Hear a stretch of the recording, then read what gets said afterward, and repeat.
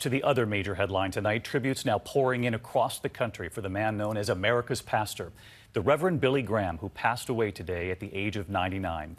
He connected with so many, including countless presidents and first ladies who turned to him in moments of crisis. ABC's Steve Osunsami in North Carolina tonight, where Reverend Graham lived and where he was from. Christ can change your life. He can forgive your sins.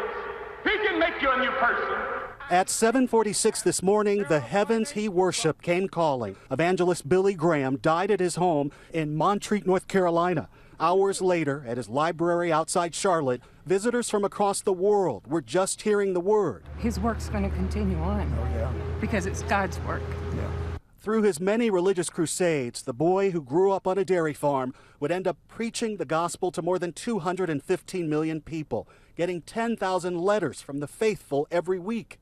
Have you believed in the Son that was lifted up? Have you received him?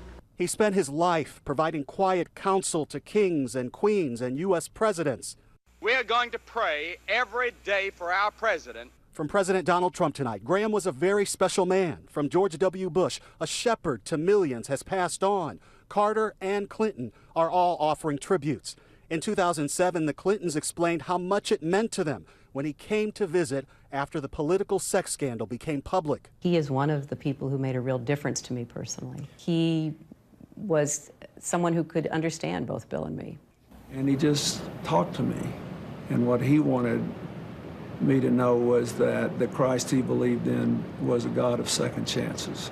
For a young George W. Bush, that message from the Reverend led him to sobriety. As a result of being with Billy Graham and being inspired by Billy Graham, and I guess being led by Billy Graham, I started reading the Bible, and shortly thereafter I quit drinking.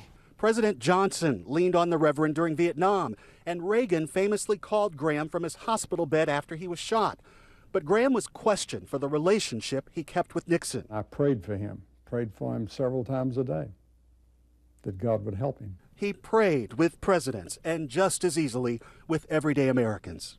Reverend Billy Graham will be laid to rest at his library and childhood home directly behind me. He will be buried next to his wife, who died in 2007. David? Steve Osunsami in North Carolina. Steve, thank you.